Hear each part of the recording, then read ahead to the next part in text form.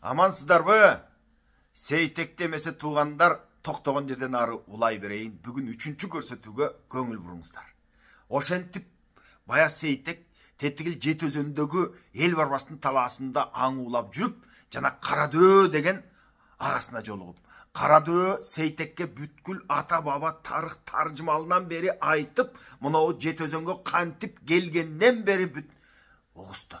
Ансыз теле ай жүрек жетіге шыққандан бері Сейтектің құлағына күнде құйып тұрды.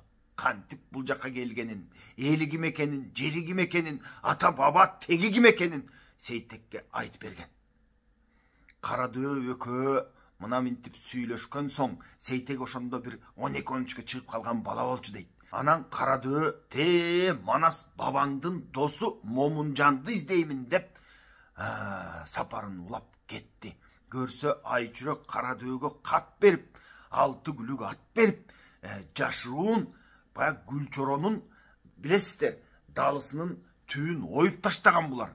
Мына ошол Гүлчоронун жанагы жаратына дары таап келүүгө илгери Манас менен дос болгон Момунжан деген дарыгер бар экен туугандар. Бул Момунжан деген өзү кербен менен жүргөн, ары бери өтө бай, мына мындай болгон абдан үлкөн киши экен. Анан дарыгерлиги колунда шыпасы бар немекен. Ошону издеп тапкының деп Айчүрөк көрсө Карадөөнү жөнөтүп, Карадөө жолдо келе жатып, жана аңуулап жүргөн Семетейге кезигип, чоо жайынын баарын айтып, андан нары ааламдын кайсыл бурчунан болсо дагы Момунжанды таппасам болбойт деп сапарын улады. Карадөө ошентип Сейтек менен коштошуп алып тургандан кийин 6 ай бою кыдырып, ааламдын баарын сыдырып, башында Индияга чейин барды. Андан бери кайтып кайран Мисирге, андан өтүп анан Багдадка түшүп туруп, Багдадтан тетигил Момунжанды тапты дейт. Момунжан өтө бай, өтө даңкы чыккан киши экен. Туугандар, анын ак сарайынын эшигин атайын балбандар кайтарат экен. Мына ошол балбандарынан кирем деп аракет кылып көрүп, ас жерден Карадөө өлүп ала жастады. Балбандары эңгезердей болгон немелер экен дейт. Карадөө алардын жанында шоонешпей калды дейт. Кармап алып Карадөөнү өлтүрүп кое жастаганда, бая Айчүрөктүн жазып берген катын Карадөө тетигил эшик кайтарган немелерге берип калды дейт. Эми Карадөө муну ушинтип тура турсун туугандар. Мен бул жактан сиздерге Гүлчоронун акыбалын айтып берейин. Гүлчоро эмне кылып атат? Мына ошондон кеп баштайлы. Оң далысын ойдуруп, онтоп жүрдү Гүлчоро. Сол далысын сойдуруп, шорлоп жүрдү Гүлчоро. Кара кыя капчалга кол салганда бир өлбөй деп арман кылат кээде, кайнап жаткан душманга кол салганда бир өлбөй. Найза кармап, топ бузуп, жетиктеп белди курчанып, жети түмөн кол келсе, жекаралап кол салып, тийип турган кезимде мындан өлбөй не болдум деп санын чабат туугандар. Мүйүз сынып баш калып, токол болгон экенмин, куйрук жалдан ажырап, мен сопол болгон экенмин. Абакем аман барында, жая кесип жечелек, жалпы душман качырса, жан тарткыч жалпы асылса, жан алгыч кайда дечелек. Өзөндүн баарын өрт кылып, кыя жетип конупмун, кымбат туу шерден айрылып, өрт өчкөндөй болупмун. Кең дүнием тар болду. Ата келберсиген шордуу жан, ошо кемирчекке зар болду. Баягы далысынын түйүндөгү кемирчегин кесип салышканда, анан эр жөөлөгөн асыл баш, эми бүгүн тетиги жылкынын башчысы Каракулга кор болду деп мына мындай күндө зарлап какшап жүрдү. Бул байкушка же бир жакшы тамак бербейт, же бир жакшы кийим бербейт. Кийим кечеси самтырап тытылган. Тамак же эт жесе томугун берет, сөөгүн берет. Муну ушинтип байкушту кордоп, шылдыңдап, күндө тепкиге алып, камчыга алып, сабал уруп, муну ушинтип турушат. Ошентип Гүлчоро өмүр менен өлүмдүн ортосунда алык уруп, кордук көрүп жүрсө да ичинен жыл санайт. Сейтегим быйыл 1-ге чыкты, Сейтегим быйыл 2-ге чыкты, Сейтегим быйыл 3-кө чыкты деп байкуш санап жүрдү. Ошентип 12-13'tü sanadı. Anam bir günü bayağı жылкычы başı Karakuldun canına gelip ruhsat suraydı. Aylanayın kanava deydi. Sandırık alu kanava, kuldun aytar bir sözü kulağın salıp görava. Eçki tonum etimde, jargak şımın butumda deydi. Eçkinin terisinden ton giyip, jargak şım giyip butuna. Gementay getti bölünüp, enkeysem etim görünüp, kan üyüne baruğa, giyim giyip aş içip, can kuvanıp kaluğa. 7 gün ursat beriniz.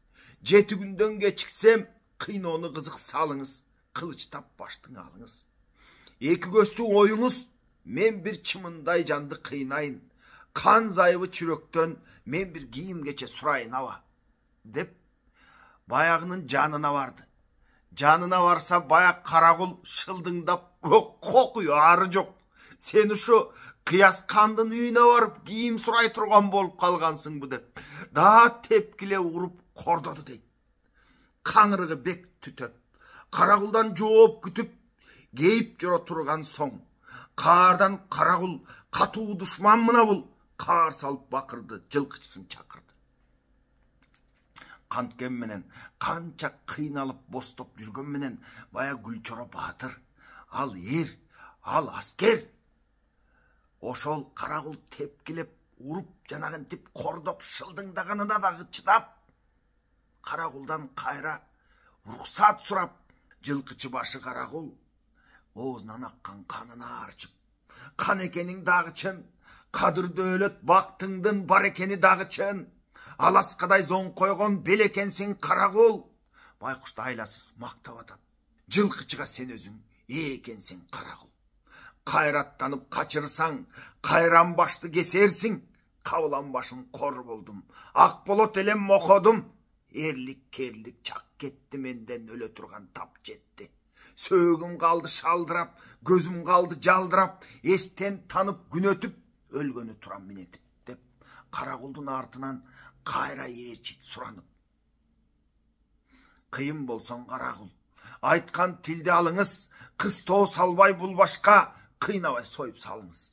Batır delek, şer delek, bilekte kuvat barında, baleket kayda değerelek, bizde taylak basıp jeğerelek uağında, talkan çalçu börelek, kara bolot sulpu kor, göğlөгөн erdin özelek, toğdoy alptardı, jölөгön erdin özelek. Kırgızga kızıl tuelek, düşmanga kızı çölek, çama çarçap, kan getti, men baykuştan hal getti. Karakulga kayra jalbaradı. Jaka saltın jеңijес, üstümün çopkut ton getti. Kıykırsa kırgın saluçu, Gülçoro'dan kol getti. Çapçıp salçu çama jok, çalışa geter darman jok. Musapır bolduk biliңiz. Batırdığın çın bolsa, mönet surayım gönüңüz. Bir жылkı güçün beriңiz. Kan aldına varayın, surap giyim alayın dep, köşörüp bayağının артынан erçip alat. Alдағы кебетең менен, tettigil kıyazdın üyüne var olmadan doğulaşpay, jön barıp, jön gelginin. 7 günden geçiksen gözüңdü çukup, canыңды kıyamın. Anan hem жылkı suraysın menden, mingenge. At suraysın, arı jok. Tettigil жылkının içine karmatkanın minip arıp gel. Devanan keyin, jönötüydü deydi. Bayağı Gülçoro baykuş, emi al jok. Janagın tip tayak jep, bir noktonu karma alıp, жылkıga varsa, biri de karmatpaydı. İlgeri gülük tandap mingen, jorgo tandap mingen Gülçoroga. Bir жылkı jolabay. Akırı bir bos baytal var eken. Oşol Gülçoronu görüp, kaçpay toktop. Teskerisince Gülçoronun canına gelip, iskep durup kaldı deydi. Gülçoro hepte oşonu karmap minip, anan kıyazdın ayılına gitti. Kıyazga varıp, sandırık alu kıyaz erde uçuraşıp kaldı deydi. Kulun geldi kamınıp, bayım sağa jalınıp, degende baya kıyas Gülçoronu karap alı içine minte oylanıp atat. Ata seni Karakul dep tetigi жылkı başçısın sögüp turat içinen. Bu kuturgan kulga kalaymandı baştabay, emdigiçe bu kuldu tındım kılıp taştabay. Acalı jetken bu kuldun hazır başını alayın, jol üstüne süyrötüp dangıttarga jarayın. де ошентип эр кыяс каражаак айбалта кармай калып имерди шай колдогон чорону жыга чаап жиберди. Артык кыяс чапканда алдан тайып алсырап баатыр чоро жыгылды, күшүлдөтүп тепкилеп чорону кыяс кыйнады. Эми айбатын салаарда, эстен кеткен чоронун башын кесип алаарда, ордодо катын Айчүрөк келгендерден кеп угуп Алмамбет уулу чоронун өзүн көргөн кыясканы өлтүргөн ата деп угуп, көңүлү кетип бөлүнүп, жеңеңдин көзүнөн жаш төгүлүп, тизеси жерге бүгүлүп, Айчүрөк жетти жүгүрүп деп, баягы кыяс эми тетигил Гүлчорону өлтүрүп кое жастады ас жерден. Башын кесип алардан Айчүрөк жүгүрүп барып ажыратып калды дейт. Күйбөстөн мурун күйгүстүң, баатыр күйүп өлгүн сен кыяс деп баягы Айчүрөк бул учурда кыястын бир аз коркок экенин байкап калган. Бул кыяс бирдеме десе эле, тетигил Акункан атама жетемин дагы.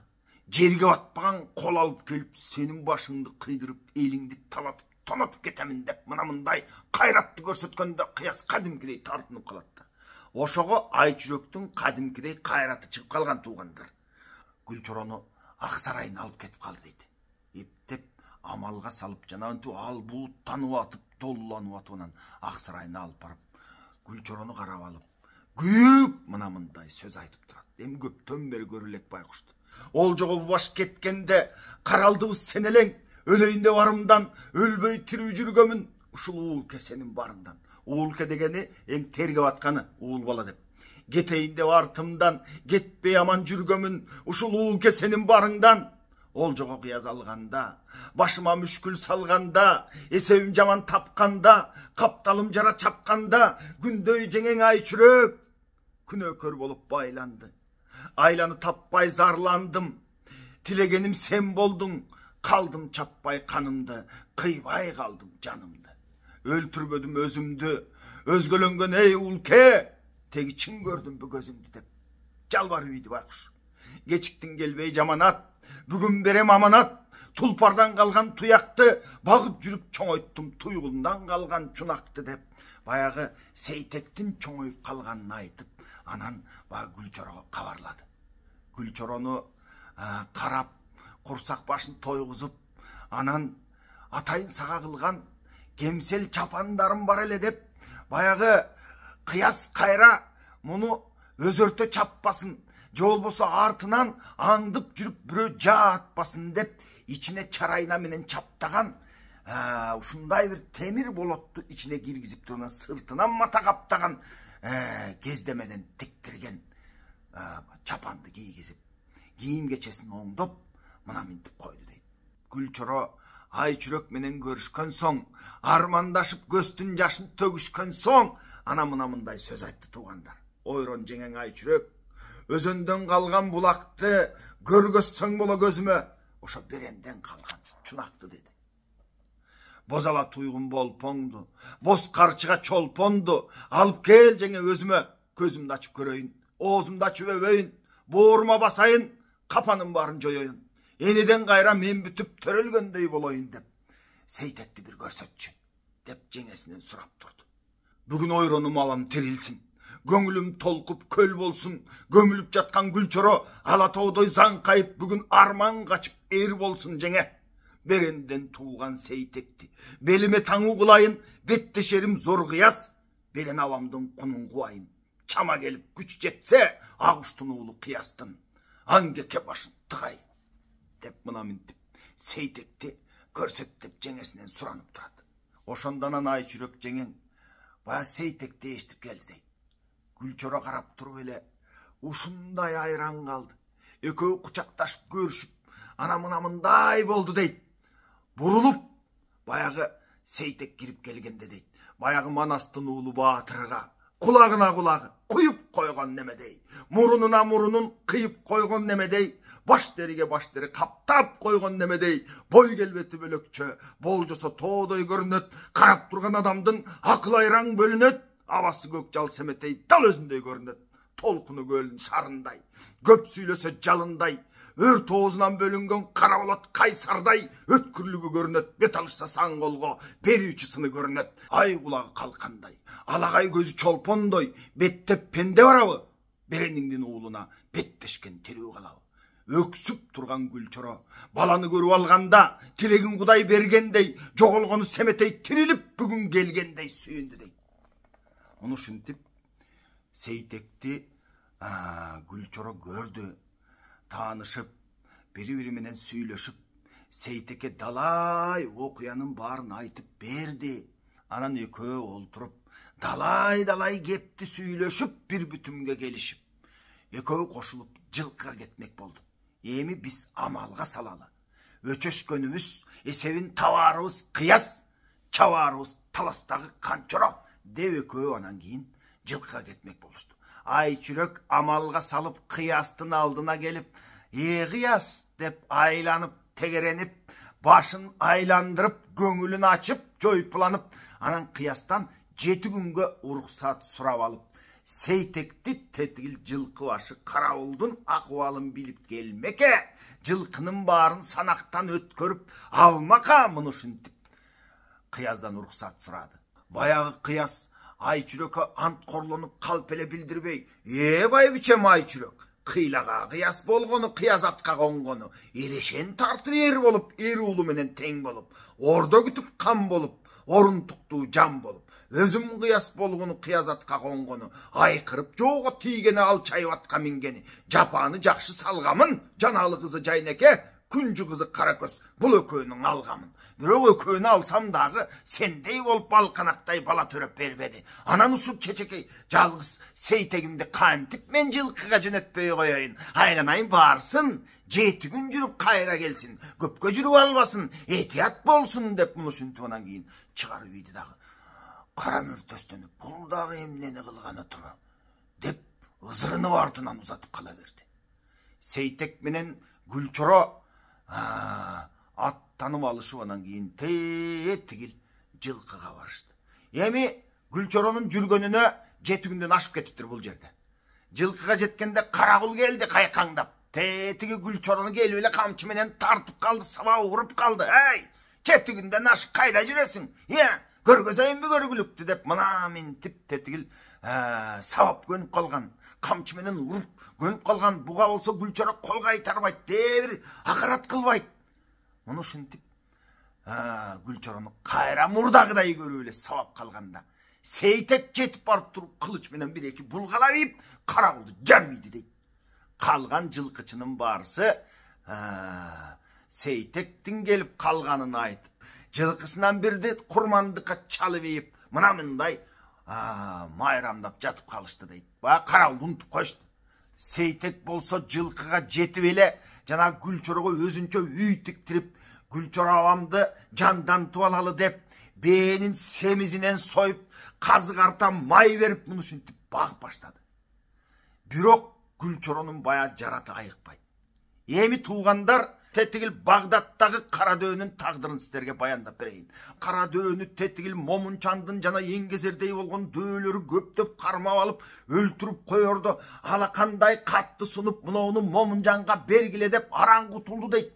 Баягылар Момунжанга бай катты алып берсе, Айчүрөк жазып берген кат экен. Сыртында болсо илгерки Семетейдин аты экен туугандар. Момунжан муну көрүп, тетиги эсил кайран Манас досумдун баласы дагы бу дүйнө кеткен Турбаевы кантип барбай коемун деп, айбалтаны колго алып бөйрөгүнө таянып, бир далайга кайгырды дейт.